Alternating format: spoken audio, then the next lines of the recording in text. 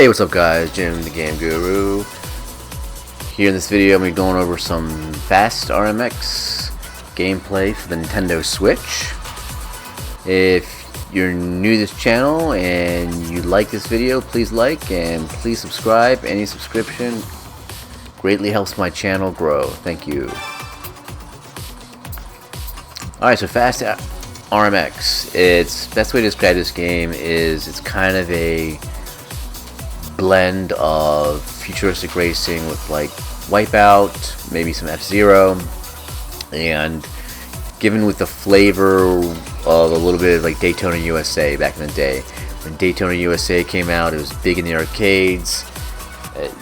There are things in this game that just remind me of Daytona, like how the action, the way the sounds are, the way the announcer is. And this game is actually really cool, really affordable too, and it's crazy fast, action paced. So in the game we have a championship mode where you have different levels, and you have subsonic, supersonic, hypersonic, and each one of those are greater difficulty within the actual cups. So they become faster, a little more aggressive. There is a multiplayer mode. I haven't tried that one yet, so I'm not sure how good that is. I'm not sure if that's only online multiplayer or if it's got local split screen or something. Hero mode, which I have never done at all. I'm not sure what that mode is. And then there's time attack. Time attack is actually pretty neat. Time attack has a developer time for each one of the tracks, and right there at the very bottom left, and what you do is you gotta try to beat that time. So this one right here was 2 minutes and 15 seconds, and my record was 2 minutes 15 seconds and 4/100th of a second. So I actually ended up beating that by a little bit, but it is beating these times on these tracks are actually really challenging. It took me like 15 attempts to actually beat that record. So they give you something there that after you go through and you beat all the cups, it gives you something to do, like what's a greater challenge, and the greater challenge is the time attack. Hero mode, I believe, is also something very difficult, and I just can't remember what it is. But today I'm going to show you some gameplay with the championship mode. I'm going to go into I think I'm just going to go into something easier. I'm going to go into subsonic. I mean, I've already achieved rank 1 and all of these cups for subsonic. I'm currently in supersonic, and I've gotten through down to thallium, and I have 3 more to go to get rank 1 to kind of complete those as fully beaten. So subsonic, I'm going to go into silicon, and I'm going to show you the cups. All the cups are 3 races, and they're actually pretty, this game is pretty forgiving with the cups. You don't have to go crazy and get first place every single time. There have been times where I've gotten like second place, and a 4th, and I ended up winning. But then there's also times where you have to get first every time because you have one person that's just constantly winning or up at the very top of the race. So there are various vehicles here. So each one of these vehicles are they're balanced. So you're not gonna have one vehicle that's maxed out on every single stat. The stats have acceleration, top speed, and boost. The ones that I typically go for are Bliss and Rockdale because I feel like I can control those a little bit more. And this is the last car I unlocked, which is Zivelcorp, and just because it has the most top speed does not mean it's the best car. And each one of these vehicles have different type of handling, and it's more up to the player on what they feel very comfortable with, as far as what vehicle is easier to handle and use. And for me, it's just Bliss and Rockdale. And that's one thing that I really like about this game. All these vehicles handle they're all completely different the way they handle.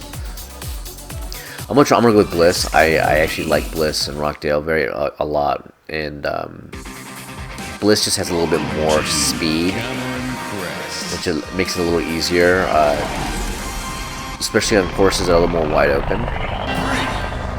So as soon as the counter hits 2, you fire it off just like in Mario Kart.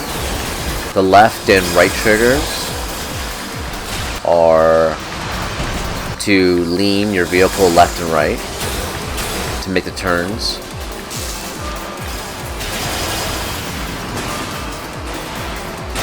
You'll notice I'm switching my car to orange and blue, and the reason why I'm doing that is because this game uses a mechanic of using polarities. So every single one of these little boost pads that you see on here and these boost jumps, they actually require you to match the polarity color in order to gain the benefit. And if you don't, you won't get those benefits, and you can actually end up missing jumps. The little orbs on the track are actually they are like kind of energy orbs to fill up your boost. Oh man, I missed the boost that gives me full. Okay, there we go.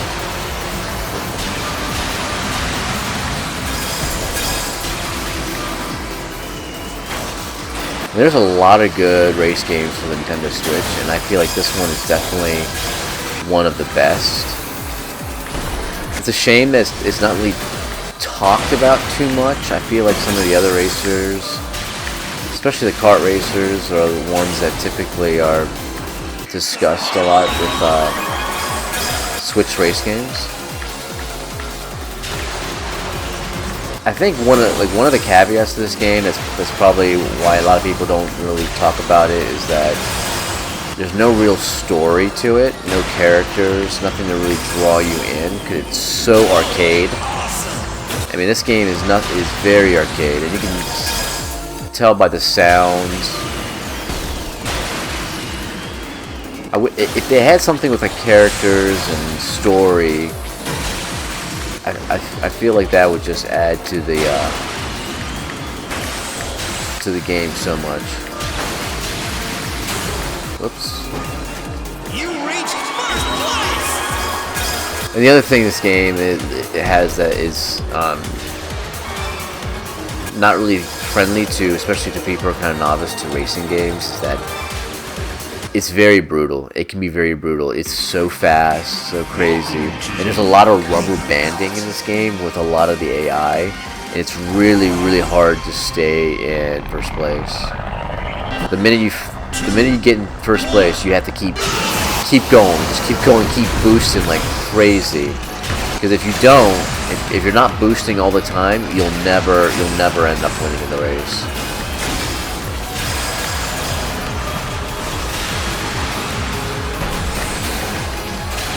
But I absolutely love this game. It's fantastic. I mean, the graphics, the music, the play, the controls, everything are just fluid. It's insanely fast. Like, this is the first cup, so it's a little easier, and you know, it may not seem that brutal watching this on this track. In these courses for this first cup, but when you get into the later levels, there's actually obstacles that you have to avoid, and like there's machines that will be running across the track, and you have to avoid them. And not only that, but later on the harder levels will also have less boost on the track, and it's harder to fill up your boost meter.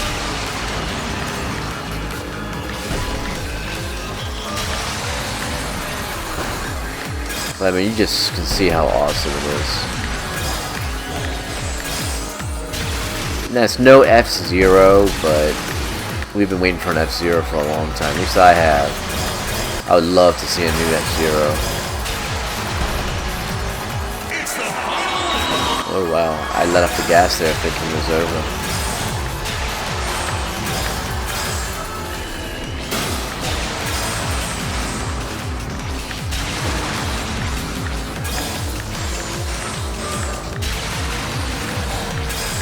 some of these courses are they're just wild, man. They're just absolutely crazy.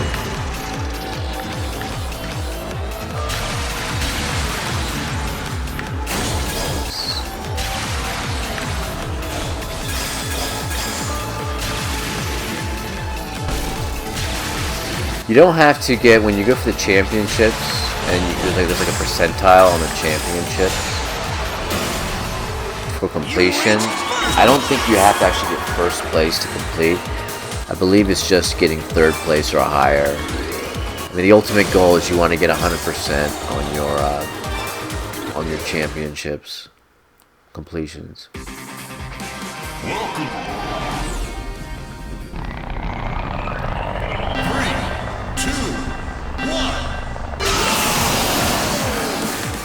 I think they really did an awesome job with the graphics on this too.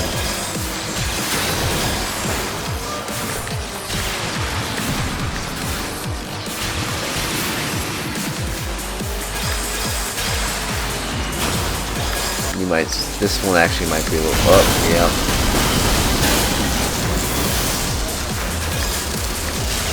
You can see you spawn, and this is a good example of the obstacles. You can see you kind of spawn instantaneously. And depending on what kind of car you have, oh shoot, can I make it? Yes. Will can affect on how fast you rebound. Like that one car is like super fast that I unlocked as the very last. That's the very last car. That one actually rebounds very slowly. But this one is, that's probably why I use this one in the Rockdale, just because it rebounds quick and it's so much easier to handle. Oh, dang it, I keep hitting that. Again, wow. This is what I was talking about. The game is fast and brutal. And it's really hard to get first place in every single track on each cup you run.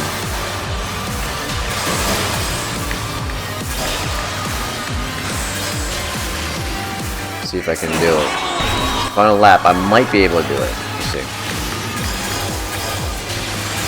And this is on the lowest difficulty one too, so just imagine what it is on the ones that are a little more medium and higher difficulty. It's much harder to come in first.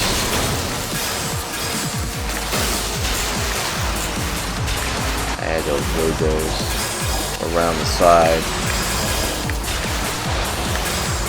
Oh, he's right there. I don't know. Oh, wait, did he fall off the track? I think so.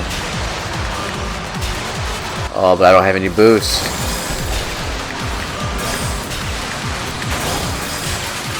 Got him. Sniped him at the end. Sweet. Oh my gosh, that's so good.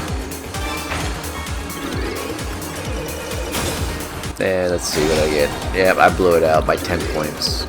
So sometimes the AI is super aggressive, and there's one it'll be an AI that gets up to like 30-some points. So it's hard to beat them, but then there's times where it's very forgiving. Congratulations! There you go, rank 1, and I ended up beating all my times on those courses. There we go. Okay, so 61%, and as I go through Supersonic and knock out some more of these, I got 3 more to go, and each time I do, it's gonna get me closer and closer to that 100%. Awesome game, affordable, it's fun. Another drawback I would say to this game though is not a game that, I play a lot of games and I bounce back and forth with a lot of games. This game is one game that's really hard to actually go and play something else and then come back to it and then go play something else and come back to it. I end up bouncing back and forth, but every time I come back to it, and I constantly come back to it, I always need that few races I gotta race in and kind of try to memorize the courses again and get a feel for the speed and the handling, because it's actually a game that's actually pretty. You can't just step away every single time and come back and and continue the way you were doing before. You need to. I mean, like, there's a lot of games you can do that, but this game, you need some time to settle in. So it's better to play this game in continuous sessions and kind of knock out most of the stuff you can. But other than that, I mean, it's awesome. It's arcade-like. It reminds me of Daytona USA as far as the arcade aspect. It's like Wipeout and F-Zero, and it's kind of put together, and it's awesome. It's affordable. It's awesome. I highly recommend this game. Thanks for watching, guys.